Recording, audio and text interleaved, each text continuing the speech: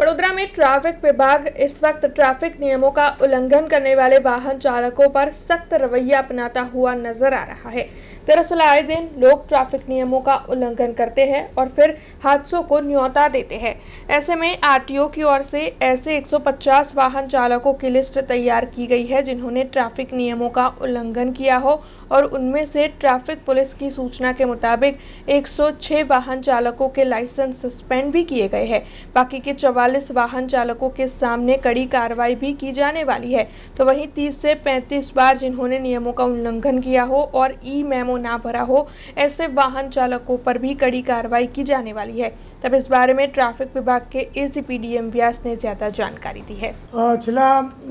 6 महीना पहला सीपी साहेबनी सूचना मार्गदर्शन मुजब ડીસીપી સાહેબ અને અમારી એસીપીની ટીમોએ ભેગા થઈ અને એવા વાહન ચાલકોને આઈડેન્ટિફાઈ કર્યા હતા કે જે લોકોના ઈ ચલણ બહુ બધા હોવા છતાં એ લોકોએ ભર્યા નહોતા। આવા લોકોને આઈડેન્ટિફાઈ કરી અને ડીસીપી અમારા જ્યોતિબેન પટેલ સાહેબે આરટીઓમાં એમનો રિપોર્ટ કરવામાં આવેલો। 150 વાહન ચાલકો વિરુદ્ધમાં રિપોર્ટ કરતાં 106 વાહન ચાલકો જે ગુજરાતના છે તેમના લાયસન્સ રદ કરવાનો આરટીઓ દ્વારા હુકમ કરવામાં આવ્યો છે અને બાકીના જે 44 છે એ અન્યત્રના બીજા રાજ્યના હોવાથી આરટીઓ તરફથી ત્યાં લખાણ કરવામાં આવ્યું છે। તો આ જે 106 વાહન ચાલકો જે છે ગુજરાતના,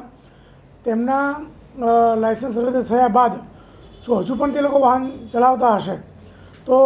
એમના વિરુદ્ધ ગુનો દાખલ કરવા સુધીની કાર્યવાહી કરવામાં આવશે અને આ કાર્યવાહી અગાઉ પણ ચાલુ રહેશે। આગામી સમયમાં પણ આવા જે વાહન ચાલકો જે છે કે જે રોંગ સાઈડ ચલાવે છે, ચાલુ વાહને મોબાઈલનો ઉપયોગ કરે છે,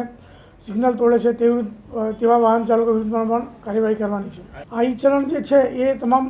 જે વાહન ચાલકોને જો ચાલુ વાહને મોબાઈલ પર વાત કરતા હોય, સિગ્નલ ભંગ કરતા હોય કે પછી રેશ ડ્રાઇવિંગ કરતા હોય, કારણ કે રેશ ડ્રાઇવિંગ કરવાથી એ પોતાની જાન પણ જોખમમાં મૂકે છે અને સામેવાળાની જાન પણ જોખમમાં મૂકે છે। જેથી આપણા માધ્યમથી હું કહેવા માગીશ કે એને ઈજા ન થાય, સામેવાળા કોઈ વ્યક્તિને ઈજા ન થાય, કોઈ જાનહાનિ ન થાય, તેના માટે આ કાર્યવાહી કરવાની ચાલુ કરી છે। વાહન અકસ્માત જે થાય છે તે અનુસંધાને જે પોલીસ, વીએમસી અને એનએચઆઈ દ્વારા વારંવાર જે બ્લેક સ્પોટ છે, બ્લેક સ્પોટ એવી જગ્યા છે જ્યાં 500 મીટરના ગાળામાં, 500 મીટરના એરિયામાં વારંવાર અકસ્માત થતા હોય, એનો રેશિયો છે એ મુજબ જે બ્લેક સ્પોટ છે એ બ્લેક સ્પોટ ત્યાંથી દૂર થાય અને ત્યાં વાહનોનો અકસ્માત ન થાય તેના માટે એનું ઓડિટ કરવામાં આવે છે અને એ ઓડિટની અંદર જે રોડ એન્જિનિયરિંગમાં નાની મોટી ભૂલો રહી ગઈ હોય છે